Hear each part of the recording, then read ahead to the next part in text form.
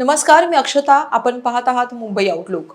नीट UG परीक्षेतील कथित paper फुटी आणि परीक्षा व्यवस्थेतील गैरव्यवहाराच्या आरोपांमुळे देशभरात निर्माण झालेल्या संतापाच्या पार्श्वभूमीवर केंद्र सरकारनं मोठी कारवाई सुरू केली आहे. लाखो विद्यार्थ्यांच्या भवितव्याशी संबंधित असलेल्या या प्रकरणावरून केंद्र सरकार आणि कॉकरोच जनता पार्टी यांच्यातील राजकीय संघर्षही तीव्र झाला होता. पण आज गेल्या 35 दिवसांपासून दिल्लीतील जंतर मंतर इथं सुरू असलेल्या कॉकरोच जनता पार्टी आणि विद्यार्थ्यांकडून सुरू असलेल्या आंदोलनाला यश आलंय.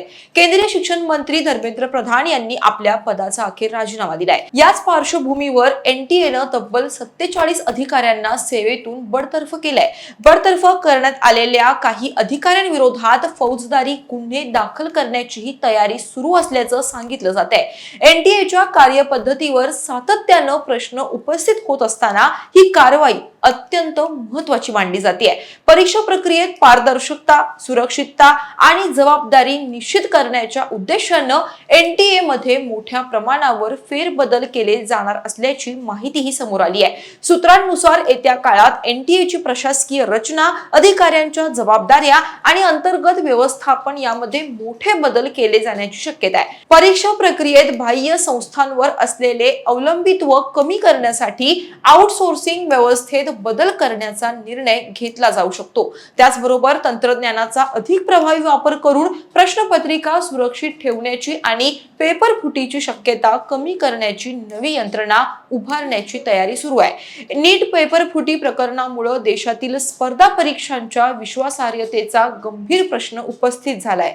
विद्यार्थ्यांनी परीक्षा व्यवस्थेतील पारदर्शकता आणि उत्तरदायित्वाची मागणी केली आहे. याच मुद्द्यावरून सीजेपीनं केंद्रीय शिक्षण मंत्री धर्मेंद्र प्रधान यांच्या राजीनाम्याची मागणी केली होती. दिल्लीतील जंतर मंतरवर गेल्या महिनाभरापासून आंदोलनं सुरू होती. 20 जुलै रोजी विद्यार्थ्यांनी संसदेकडे मोर्चा काढण्याचाही प्रयत्न केला. या आंदोलनादरम्यान पोलिसांच्या कारवाईवरून मोठा वाद निर्माण झाला होता. दरम्यान नीट पेपर फुटी प्रकरणाचा तपास केंद्रीय अन्वेषण विभाग म्हणजेच सीबीआय कडून सुरू आहे. महाराष्ट्र, राजस्थान, दिल्लीसह अनेक राज्यांमध्ये तपास यंत्रणांनी कारवाई केली आहे. या प्रकरणात आतापर्यंत अनेक संशयितांना अटक करण्यात आली असून तपासाचा पुढील टप्पा वेगानं सुरू आहे. सीबीआय कडून लवकरच आरोपपत्र दाखल केले जाण्याची शक्यता व्यक्त केली जाते. पेपर फुटी विरोधातील कायदेशीर कारवाई अधिक कठोर करण्यासाठी केंद्र सरकारनं 2024 मध्ये सार्वजनिक परीक्षा म्हणजेच अनुचित साधनांची प्रतिबंध कायदा लागू केला.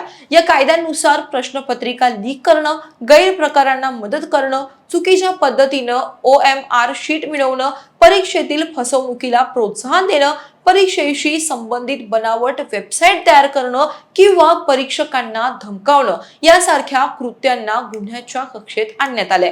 या कायद्यात दोषींविरोधात कठोर शिक्षेची तरतूद आहे. पेपर फुटी किंवा तत्सम गैरप्रकारांमध्ये दोषी आढळल्यास 3 ते 5 वर्षांपर्यंत तुरुंगवास आणि 10 लाख रुपयांपर्यंत दंड होऊ शकतो. तर परीक्षा आयोजित करणाऱ्या संस्था, एजन्सी किंवा त्यांच्या व्यवस्थापनातील अधिकाऱ्यांनी गैरप्रकार केल्यास 3 ते 10 वर्षांपर्यंत तुरुंगवास आणि 1 कोटी रुपयांपर्यंत दंडाची तरतूद आहे. त्यामुळे आता पेपर फुटीच्या प्रकरणात केवळ प्रशासकीय कारवाई न होता थेट फौजदारी कारवाई होऊ शकते. याशिवाय पेपर फुटीच्या प्रकरणांचा जलद गतीनं निपटारा करण्यासाठी विशेष फास्ट ट्रॅक कोर्ट स्थापन करण्याच्या दिशेनेही पावले उचलली जातात. अशा प्रकरणांमध्ये वर्षानुवर्ष सुनावणी लांबू नये आणि दोषींवर लवकरात लवकर कारवाई व्हावी हा या निर्णयामागील उद्देश आहे. सार्वजनिक परीक्षा कायद्याअंतर्गत दाखल होणाऱ्या खटल्यांसाठी विशेष न्यायालयीन यंत्रणा उभारण्याची तयारी सुरू असल्याचं सांगितलं जात आहे. या सर्व घडामोडींमध्ये आता सर्वात मोठा प्रश्न आहे तो म्हणजे एनटीए मधील 47 अधिकाऱ्यांवरील कारवाईनंतर परीक्षा व्यवस्थेत प्रत्यक्षात किती बदल होणार. विद्यार्थ्यांचा विश्वास पुन्हा मिळवण्यासाठी केवळ अधिकारी बडतर्फ करणे पुरेसे ठरणार आहे का आणि केंद्रीय शिक्षण मंत्री धर्मेंद्र प्रधान यांच्या राजीनाम्याच्या मागणीवर केंद्र सरकार काय भूमिका घेणार. सीजेपीनं मात्र आपली भूमिका कायम ठेवली आहे. एनटीए मध्ये सुधारणा, दोषींवर कठोर कारवाई अशी त्यांची भूमिका आहे. त्यामुळे सरकारने एनटीए मध्ये केलेली कारवाई ही विद्यार्थ्यांच्या आंदोलनाचा विजय आहे की प्रशासकीय सुधारणा म्हणून घेतलेला स्वतंत्र निर्णय. यावरून राजकीय संघर्ष पुढील काळात आणखी तीव्र होण्याची शक्यता वर्तवली जाते. नीट पेपर फुटीचा मुद्दा आता केवळ एका परीक्षेपुरता मर्यादित नाहीये. देशातील लाखो विद्यार्थ्यांच्या भवितव्याशी संबंधित असलेल्या परीक्षा व्यवस्थेवरील विश्वासाचा हा प्रश्न बनलाय. त्यामुळे केंद्र सरकारच्या पुढील निर्णयांकडे, सीबीआयच्या तपासाकडे आणि सीजेपीच्या आंदोलनाच्या पुढील भूमिकेकडे आता देशाचं लक्ष आहे.